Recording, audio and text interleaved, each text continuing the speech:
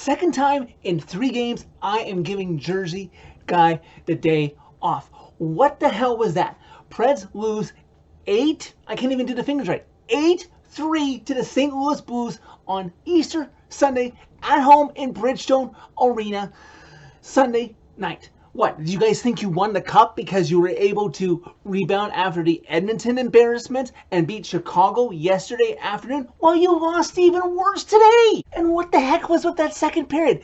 Every member of the coaching staff, every member of the front office, every member on this roster right now of the big club owes Terry Chris an apology with how they sent him off with this result. I've been a fan of this team since day one. I remember quite well during the expansion year, the 8-0 loss in Philly, the 8-1 loss later that week in Boston. But you know what? That was an expansion season. Teams are excused and allowed to do that as they did better. You want to be a playoff team? You cannot allow 8 goals in a game, much less the fact that this team set a club record and also allowed the Blues to set a record of themselves offensively by allowing 7 goals in the second period. I grew up on Pete and Terry on dial-up internet in northern BC back during the first few seasons before we got better internet.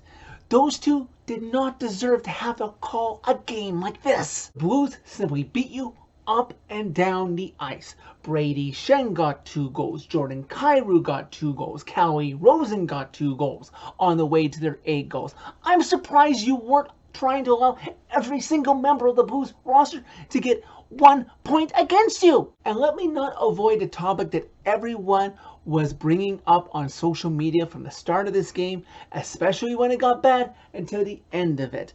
I was completely fine with Juuse Saros starting this game. I'm not going to try and deny that I wasn't.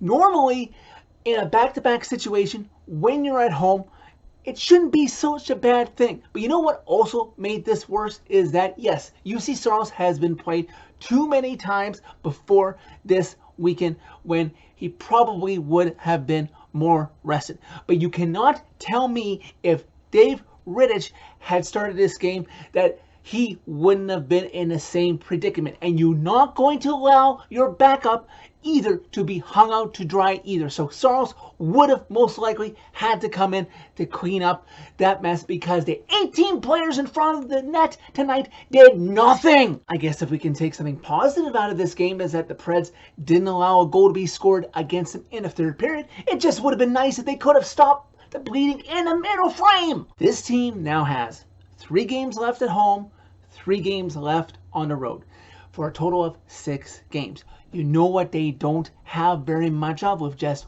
1 game left is games against teams who don't currently have a playoff spot. That game is on the very last day of the season at Arizona as this team tries to crawl its way to a playoff spot, hoping to get plenty of help by Vegas losing, but they can't count on that very much anymore when they're running out of runway space with games to play themselves. At this rate, you know, we were all thinking that this team was going to face Calgary in the first round. This team will be lucky if it faces Colorado in the first round at this rate, and I know the fan base, maybe even me, would be willing to wave up the white flag after 3 games. I know this team wasn't expected to make the playoffs at the start of the season, but you know what? They set expectations but are overachieving this year. That, yes, we couldn't possibly make the playoffs, but if they're not careful now, they might be very indeed setting up tea times against Chicago, with Chicago laughing at them from the first hole until the 18th hole. And with that in mind of what the expectations were coming into the season for what they are now, I don't want to see this season end in a meltdown. Please, Preds, do something this week. Show us, the fan base, some energy, some inspiration so that that final meltdown doesn't hit the record book.